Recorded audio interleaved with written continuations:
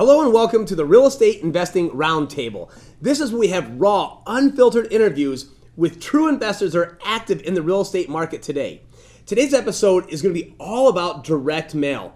And who better to have on the show than these two guys? We have Joe Lieber and Brad Weber, two powerhouses in the real estate business. And I'm Rob, the house guy, your host. And welcome, guys. Thanks for having us. Yeah, thank you. So, direct mail. We all heard about it forever. We've all heard about from way back in the day with people doing direct mail with the, I believe it all started with the record club where you could put a penny and get records for the rest of your life. How does direct mail relate to real estate? That's a great question. Short answer for that, I think, and Joe, you'd probably agree with this. Short answer for that is it's probably one of the most effective, easiest ways to get yourself exposed as a real estate investor for potential sellers of property. So when you're reaching out to these folks, you're just saying, hey, I'm Joe, I'm Brad, and I buy houses? There's a fine getting exposed. I mean, I want to really break this down because our whole point of these shows are to bring it down to such a basic understanding of what we're talking about for someone that's just really getting started and bring it all the way to the level of someone that can use some of this knowledge to implement in their business today, because these are things we wish we'd have known 20, 25 years ago when we got started. So when I ask you some really basic stuff, that's why. So Rob, what I do is I do targeted lists, right? And there's many different ways to do this. You can go to your different lead sources and buy general data, but what I try to do is buy specific lists, like triggers. I call it trigger data, things like evictions, probates, divorces, code violations. So there's a trigger there to get a response. I want to try to get the highest response possible. So I'm looking for a situation is what I'm looking for when doing direct mail. Yeah, these things always happen, and he's right with the trigger stuff. I mean, the bottom line is you want to be able to get yourself into a position where the people know that you want to buy something, right? But then the question becomes, who is it that you're trying to target? And it's the trigger situation. It's the situations where there's a major life change happening for somebody, and the sale of a property can alleviate that problem for them. So, yeah, you want to target the way Joe's talking. Yeah. So basically, the three things you really have to have the right audience with the right message at the right time. Absolutely. So we're hitting the right audience with the triggers. Let's talk about the message. Are you breaking down your messages specifically towards that target, or are you just doing one blanket all when you're messaging? What do you do? I have a different letter for the most part, or postcard for each individual situation if I can. I do have general letters that talk about, I'm buying houses, and if there's something you need to sell, please call me.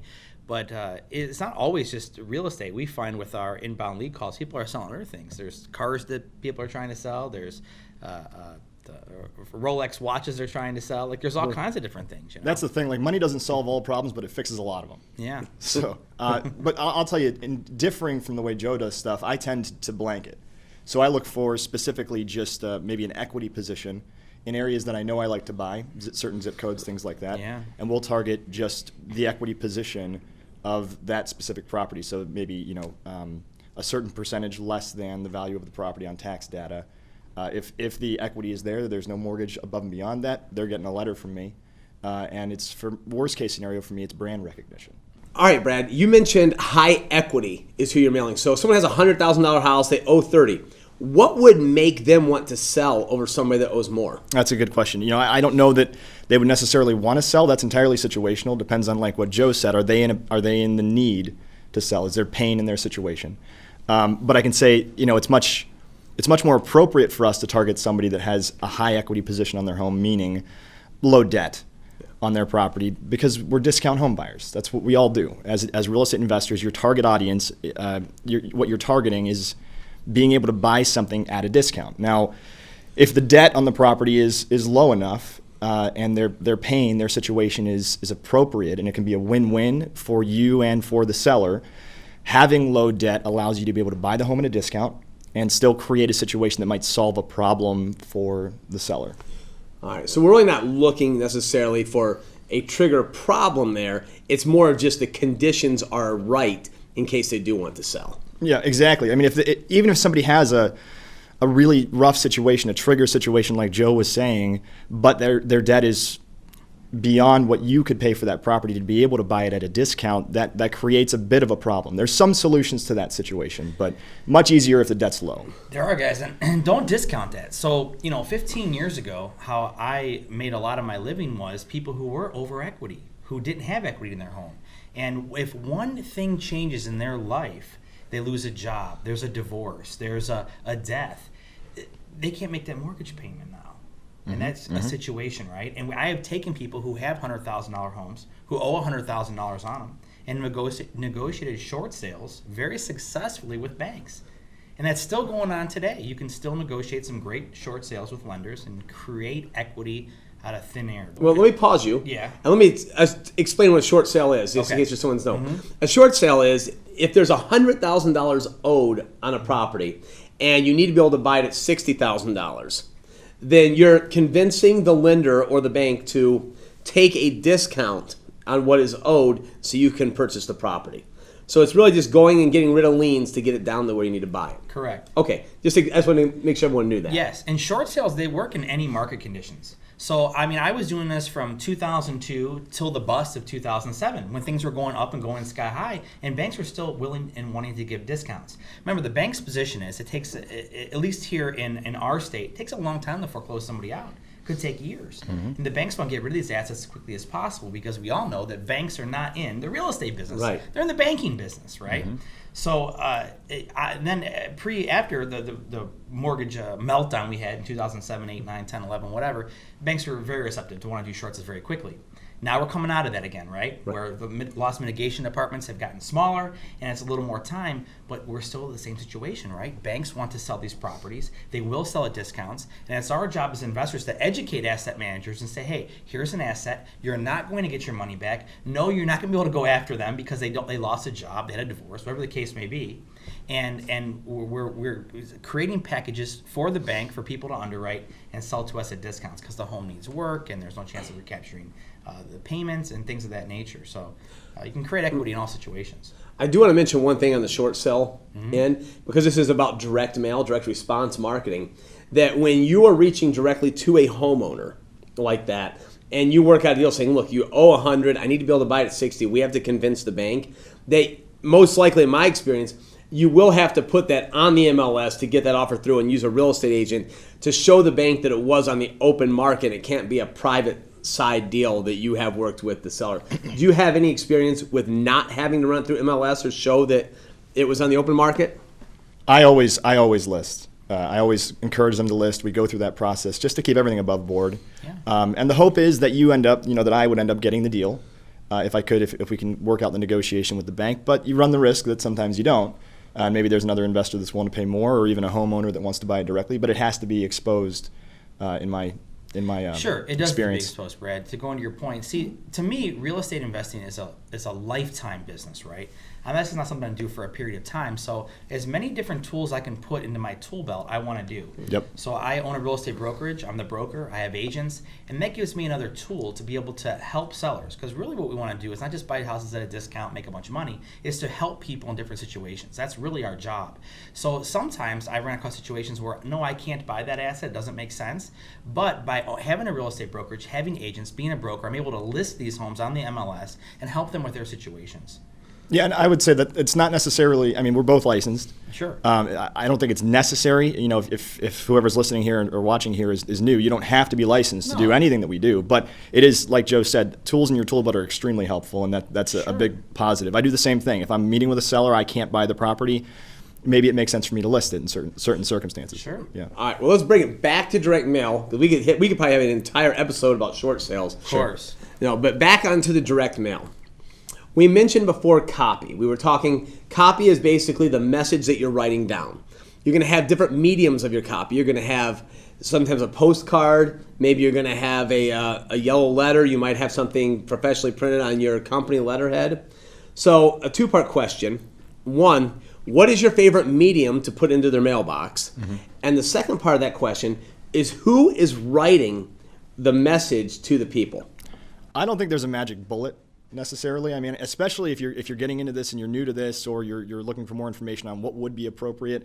there's a million different opinions out there about what's better, postcards versus letters. What does the letter say? Is it handwritten? Is it typed? Is it printed? Is it all those things? There's a lot of questions that can be asked about that, and a lot of different opinions that are floating out in the ether about what is appropriate or what isn't. I think the best thing that a newer investor can do for themselves is to get 3 or 4 good ideas from whatever resources you have out there and test them, but actually track your numbers. I think that's extremely important. Test them, see what the response rates look like for different styles, different types of copy, different types of mailers, and then track your own results. See what works for you and for your market, see what you like, and move from there. That's my opinion. So just to give you a direct answer, what's the best copy? It works for us right now, and this is a great nugget. Don't you guys steal it, all right? Is the Google Earth pictures. So people got to do the postcards with the Google Earth, and people open their mailbox up, they get a postcard. Hey, that's a picture of my house, or that's the house that their grandma lives in, or something that they represent. What is this? And it forces them to look at the postcard. Sure. So we found those are the best. Looking at KPIs, those are the best results for us is the Google Earth postcards.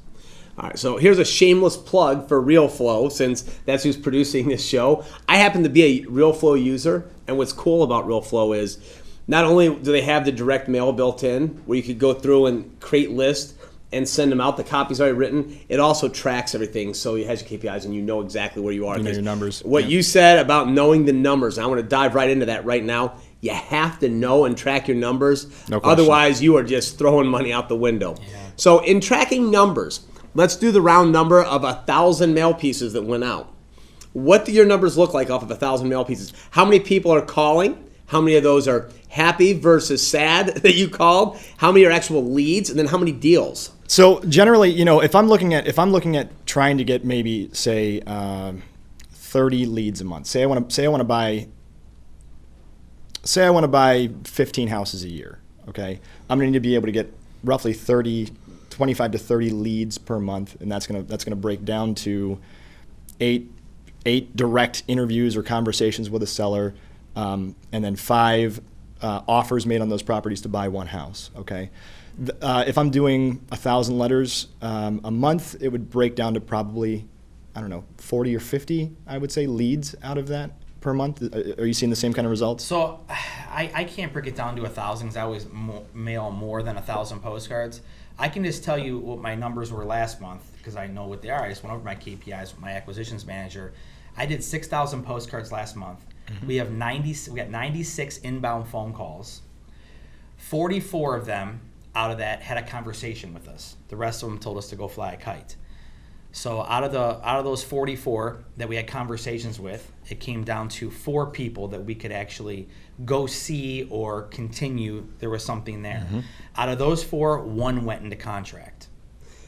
So the one we went into contract, though, it's been 2 weeks, and we found out earlier this week that it was a dirty title, and we can't close it. It happens. So it happens, right? Now, that was just last month, right? That was April. So, every month's a little bit different. And we've had months where we mailed that same amount, and I purchased 2 houses.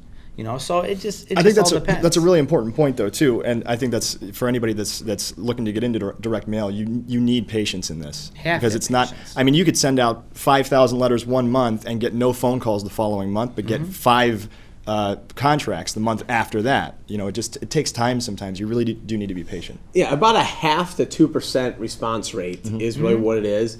That's interesting when you talk about that. 90 calls off 6,000 postcards, assuming about 50 cents a postcard, which roughly. Yeah, roughly. I'm trying to keep numbers clear. Yeah, without getting calculators. It's about $3,000. So you just about had a $3,000 acquisition cost for one, but it had a dirty title. Yep. Shameless plug for Rob the House Guy. I can clean up dirty titles, so send me that lead. Okay. I would love to buy that from you because I can usually clean that stuff up. So it is a numbers game, but one thing that would probably concern some of our listeners and viewers, you're talking about 90 phone calls. That's 90 times of answering your telephone. And those calls aren't a minute long. They might be 15, 20, 30 minutes long. An hour, yeah. An hour. I mean, you're talking about a 40-hour work week getting sucked up by somebody talking about the sellers painting their bathroom blue. How do you deal with that? So, you're creating rapport with that seller, right? And you want to get to a point where you have a call screen set up. Is what you want to get to. But if you're new to the business, there's no other way to get around this than just good old-fashioned hard work. And answering the phone. Yeah, No answer the question. phone. Yep. You've got to earn your way up. There's no other way about it. I had to. I know Brad has to. Rob, I assume you, same way. We've all been there. We've all been on that phone, and you just got to do it. It freaking is what it is. Right.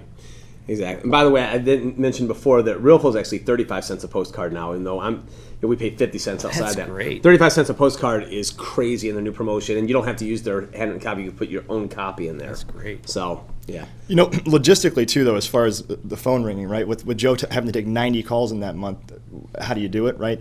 I will say there is absolutely no replacement for you answering your own phone when you're the one that's going to go look at that house. Now, a lot of us have other people that look at houses for us, once you build up to that point. And a lot of us have call screens, like Joe had mentioned, where maybe you have an assistant that takes that phone call and has a predetermined script to get to a point where you set an appointment to view the home. But there's also call centers available that I think you've used, I've used. Sure. That are out there that can have a predetermined script and have access to your calendar and set things up for you. But starting with the basics, the number one thing, in my opinion, is to answer your own calls when you have that. Just grind it out.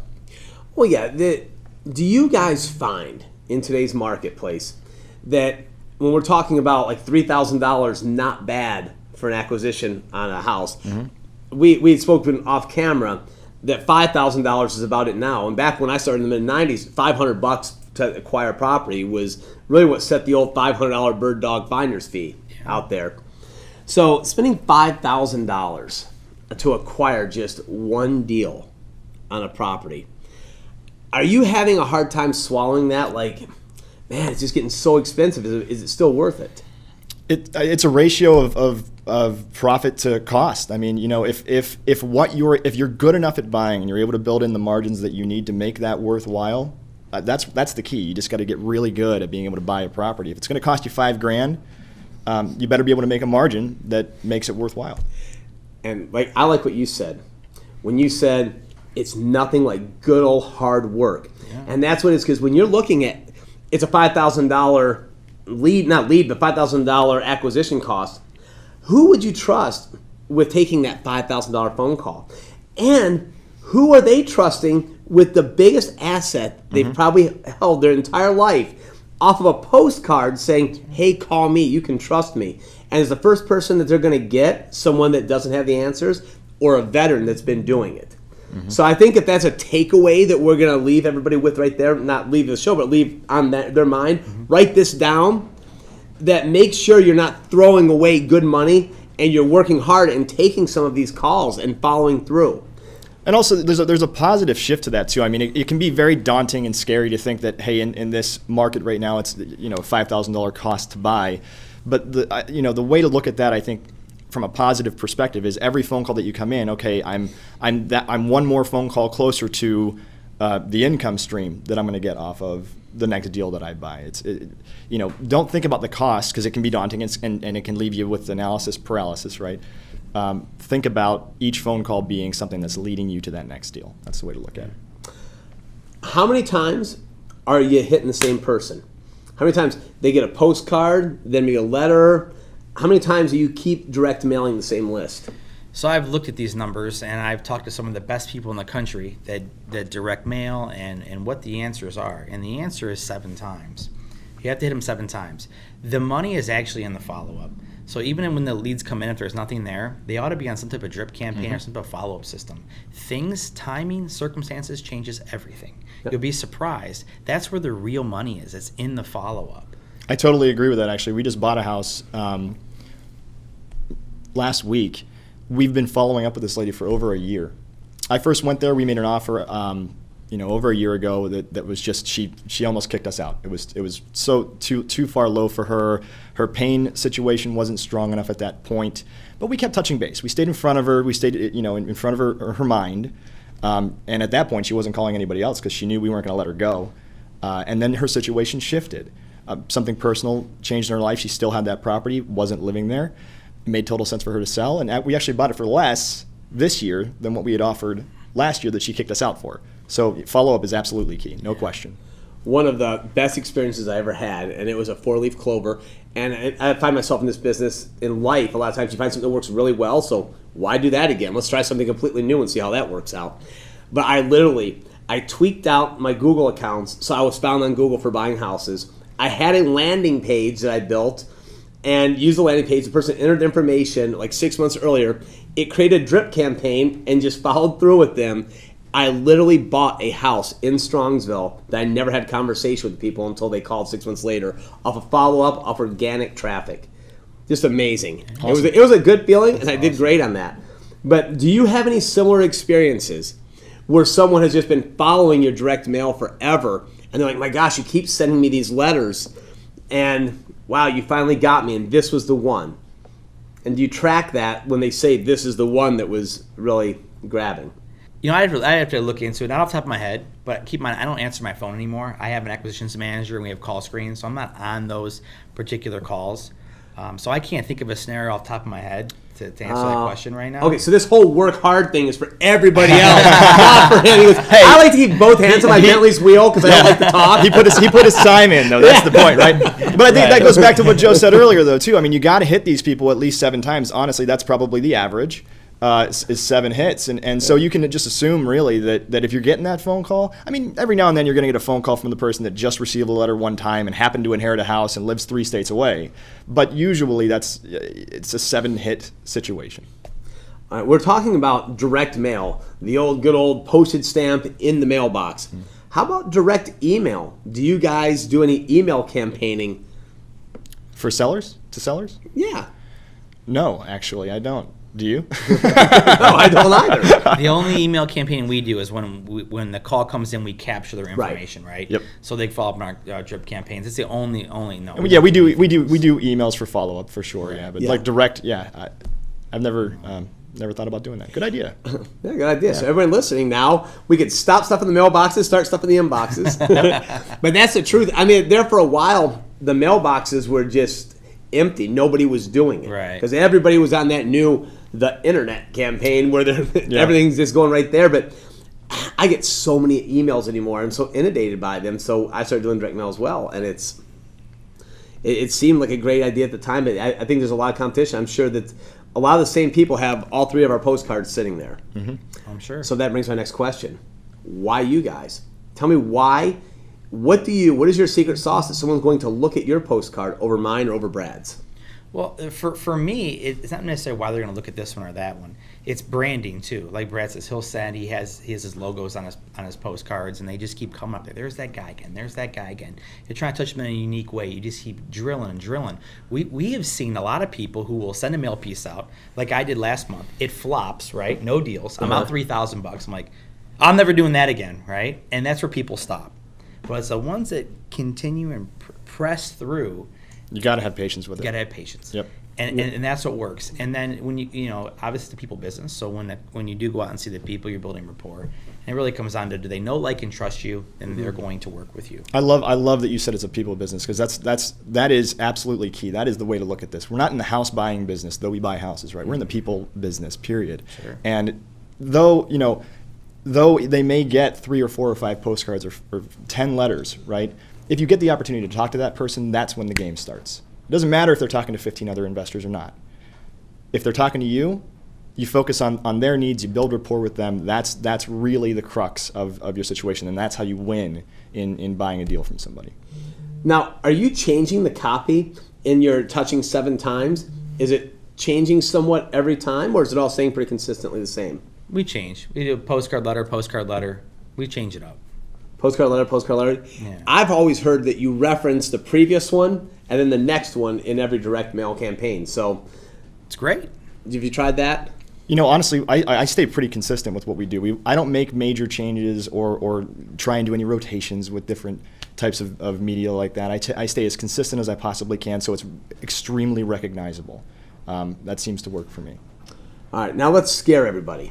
This is where it's going to get I think scary. we already have. No, and this is not typical. These guys, how many years in the business? 20, 21. 12. 12, okay. So we have a lot of time here, so you didn't start out like this. Largest direct mail budget that you've spent in 1 month that you've been involved with? Maybe it's just you, maybe it's you and some other co-ops between some other investors. What's the biggest dollar amount you've written just for one single month? Gosh, I would have to say probably about $10,000. About 10,000? Which is not a lot, really. But I have other, channels that we buy houses from. So right. With direct mail specifically, $10,000. And it's funny you say that. It's like it's not a lot. I know it's not a lot. Right. But the people at home are like, oh my gosh, $10,000. All right. So Brad. I mean, I've shared a lot of advertising costs with a lot of investors over time. We are in a lot of different media channels and do a lot of different types of advertising outside of just direct mail. Mm-hmm. I'd have to look at the numbers and see what the breakdown would be, but I think maybe $25,000 would probably be the answer to that question. I'd have $25,000 in a single month. In a single month, yeah. If you really truly target a good list, you go out and you find maybe a vacant home here, or you find a divorce situation or a probate, and you do a little research with public records to see that it has the right triggers, and you write something, you are the Goodyear blimp over the person with a flat tire at that time, that it's really that message they're looking to hear, you can literally hit a group of 100 people 7 times and probably get a deal out of it. Yeah. Yeah, so you're really talking about $350 in a campaign. Okay. Yeah. I'll agree with you. Yeah. That was a little hard to follow, but I got it. Okay. So you have 100 people, 7 times, that's $700, 50 cents a postcard. Sure, yeah. So there you go. So and it'd be cheaper than that with the 35 cents. Yeah. So okay, now here's what I ask everybody on a takeaway here. What freedom has real estate given you? And I know the answers. I'm probably going to bust your chops about this one here. Geez. So what freedoms has not just real estate, but maybe using direct mail? What has it given for you and your family? The freedom this business has given me is I do take my kids to school every day. I pick them up every day, which is a great freedom. I stop work at 3:30. It's almost June, and from June 1st to August 23rd, I don't work. I take the entire summer off to hang out with the kids. As I like to say, this business has given me the opportunity to play all out. And now I play all out with work, I'm playing all out with my kids, and I'm going to do that all summer. So for the last 2 summers, I've done that. I'm about to go on vacation here for 2.5 months in about another week. And that's another great perk to the real estate business, So everyone remember that work hard statement that he gave us earlier. I think he's going to talk about going to the gym next week on the show. All right, Brad, how about you? Now, Brad and I are more realistic, and we have like real lives here, and we actually still work. So, Brad, tell us what freedoms it's given you and your family. I mean, honestly, look, kind of like Joe said, I mean, there is a lot of value just in entrepreneurship in general. If you set things up appropriately and use the right kind of systems and the right kind of models, there is a freedom that can come from that, especially in real estate, where you can do things like take care of your kids. I never miss a school play. I never miss a soccer game. I coached 2 sports for my son. I've seen every dance recital for my daughter. It allows you to just not have anybody else necessarily telling you what to do, as long as you maintain and stay consistent within the business for yourself. You're not going to have a boss telling you what to do, but you got to get good like Joe and make sure that when you need to kick your own butt, you do. Right. That's the key there. And my business doesn't stop this summer. I mean, with the right systems and processes and softwares, you're able to continue to run this business almost on autopilot. Right. That's what years of experience will teach you how to do. Guys, it's been totally amazing having you on here. Thank you. And this is one of those shows that we could probably go on and on and on again and go down so many rabbit holes. So we might have you back together or individually in the future just talking more about some of the crazy experiences we've had in this business. All right. I am Rob the House Guy, your host, and this has been the Real Estate Investing Roundtable. And remember, nothing works unless you do.